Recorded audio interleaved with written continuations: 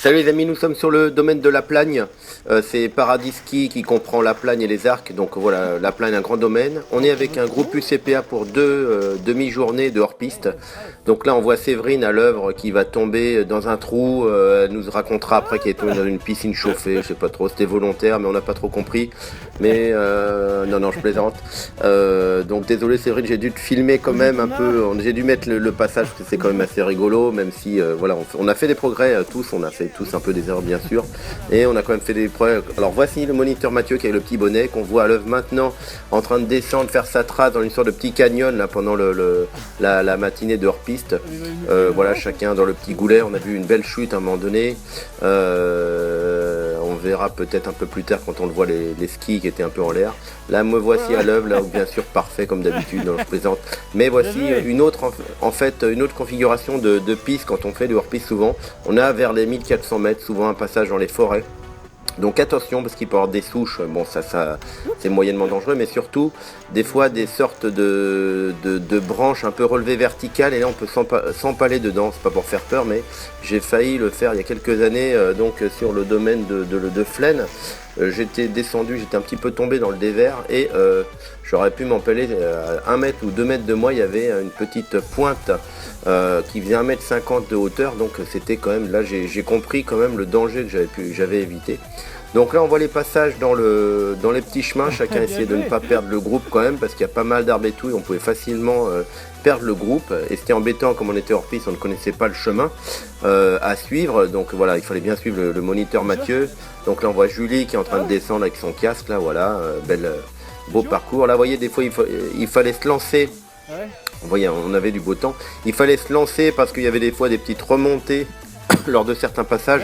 Donc là, il faut un petit peu faire comme un petit touchou, c'est-à-dire tout droit, sans faire de virage. Donc tout droit, là, il fallait y aller, il fallait se jeter. Je remercie beaucoup Mathieu et Florian, tous les deux, qui m'ont passé leurs vidéos parce qu'ils avaient filmé en GoPro, donc c'est vraiment sympathique. Donc là, je crois que c'est la vidéo on est sur la vidéo de Mathieu, mais Florian aussi m'a passé à peu près la moitié. Voilà, plus il y avait aussi mes images à moi, donc avec mon iPhone, donc il y avait 3 sortes d'images. Je les remercie beaucoup pour la contribution. Donc là on voit vous voyez, chacun fait un peu sa trace dans la poudreuse. La neige était quand même assez bonne dans l'ensemble quand même si il n'était pas tombé de neige depuis plusieurs jours, mais voyez, on pouvait quand même largement faire sa trace, c'était vraiment sympa, très très agréable. On avait un petit groupe d'une dizaine, on était une dizaine, donc avec un moniteur Mathieu. Donc on a tous niveau hors piste ou expert. Donc à l'UCPA, il y a plusieurs niveaux qui va de débutant à expert. Donc là on voit encore Mathieu partir là sur un petit sentier. Donc il faut passer à travers forêt, on quitte le sentier, paf, il faut aller faire son petit chemin. Et il faut aller rejoindre le moniteur, donc on se débrouille, on fait les progrès. Donc voilà, on avait plus ou moins, les casques ne sont pas obligatoires quand on skie, mais il y en a de plus en plus sur les pistes. Les gens qui font du snowboard ou qui skient, il y en a de plus en plus, peut-être qu'un jour ça sera obligatoire. C'est comme le hors-piste qui est interdit dans certains pays, mais pas par exemple en France. C'est encore maintenant, bon, il y a une législation, mais il y a des lois par rapport au hors-piste, mais c'est quand même encore autorisé, même si quand on se blesse en hors-piste, il faut avoir une bonne assurance quand même, sinon on n'est pas indemnisé, quoi. Voilà. Donc là on part dans un petit chemin, on a fait peut-être une descente de 10 à 15 minutes dans ce petit chemin qui est une sorte de chemin aussi forestier, ou pour des fois des skieurs de ski de fond, des fois qui passent par là, ou les randonneurs, il fallait faire attention. Je vous ai laissé une petite partie de cette vidéo du coup pour que vous puissiez voir un petit peu comment on skie aussi, quels sont les chemins qu'on emprunte. C'est assez sympa de voir ça.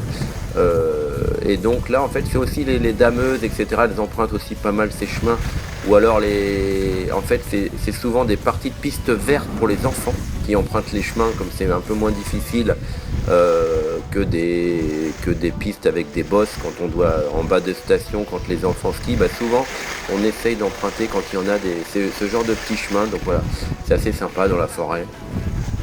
Il a fait un super temps, il y a eu un petit peu de neige pendant la semaine, quelques jours je crois, mais il a fait beau temps. Donc là vous voyez, faut faire attention, des fois on ralentit un peu quand il y a des groupes. Là il y a un moniteur ou un petit groupe qui était sur le côté, donc tout le monde s'arrête un peu, qu'est-ce qui se passe, puis on est reparti. Voilà, il y avait un petit groupe à côté. Bon, ben, on est passé hein, entre des skieurs là. Voilà, on arrive à un moment donné, voilà, juste au-dessus d'un petit chalet. On avait un Dimitri, qui était russe, qui était avec nous voilà, pendant le séjour. Il y a à l'UCPA un certain nombre d'étrangers, beaucoup de nordiques, suédois, danois, finlandais, etc. Ils arrivent par car, norvégiens, ils arrivent par car entier. Des fois, ils mettent le car qui met 24 heures pour arriver quasiment, des fois, parce que c'est un peu moins cher, donc ils vont des fois en car. Donc là, on a quelques petits déguisements des fois qu'on croise sur les pistes, c'est assez sympa.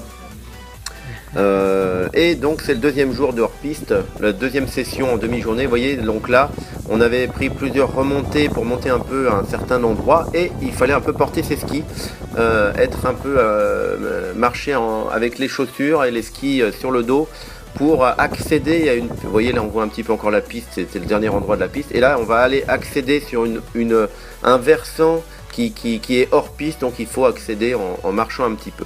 Voilà, on n'a pas les moyens d'aller en hélicoptère. Donc, voici donc on a commencé à descendre et il fallait longer une falaise. C'était assez quand même dangereux. Il fallait faire attention quand même de bien aller sur la piste parce que vous voyez sur la droite et à gauche, bon, on longe une falaise et à droite, il y a quand même comme un précipice, le vide. Fallait pas se gameler parce qu'on aurait fait un beau roulé-boulé. Même si c'était enneigé, c'est pas de la roche à vif. Mais c'était quand même un peu dangereux et il fallait quand même maîtriser, vous voyez, parce qu'on est avec les skis, on va vite, quand on glisse un peu, on prend vite un peu de vitesse, donc il fallait quand même maîtriser son ski, il faut un certain niveau pour rester bien sur les traces en fait qui ont été faites par des gens qui faisaient aussi leur piste, qui sont passés avant nous. Donc là, il y a Mathieu qui va faire un beau demi-tour. Voilà, ça c'est pas mal quand on veut changer de sens et qu'on n'a pas beaucoup de place. Là on a eu une belle chute qu'on verra peut-être un peu plus tard. On voyait le camarade qui avait les skis en l'air et qui était complètement la tête dans la neige. Voilà une belle petite descente voilà la chute où il avait fini les skis. J'ai pas pu filmer sa chute hélas, mais c'est pas très bien de dire ça, mais faut jamais rigoler du malheur des autres, mais voilà, une chute qui était quand même un peu spectaculaire. Donc voilà, on avait fini un peu la séance, on avait cherché avec on avait tous bien sûr des Harva, un système de sécurité qui permet de se trouver les uns les autres s'il y avait une avalanche. Et donc on avait fait une petite recherche, là on faisait un petit peu il y avait une petite relaxation de certains, bien sûr pas moi j'étais sérieux, mais bon, Florian par exemple qui perturbait un peu le cours, ou Mathieu, là on voit, non je plaisante, qui faisait quelques amusements avec la neige, et pendant ce temps-là les autres cherchaient les Harva que Mathieu avait cachés pour apprendre à se retrouver au plus vite si jamais on était vraiment dans des conditions d'avalanche. Donc je remercie beaucoup le groupe, merci aussi à l'UCPA pour tant d'années que j'ai passé, parce que là ça va être un peu plus difficile pour moi d'y aller comme je vais avoir un troisième enfant, et donc je recommande à tous l'UCPA, vraiment l'esprit sport, vraiment pas très cher, souvent on y mange très bien, les hébergements sont sympas, il y a un esprit sportif de groupe qui est super, vraiment agréable, je recommande à tous et merci à tous d'avoir visionné cette vidéo. Ouais. Voilà, à bientôt, ciao.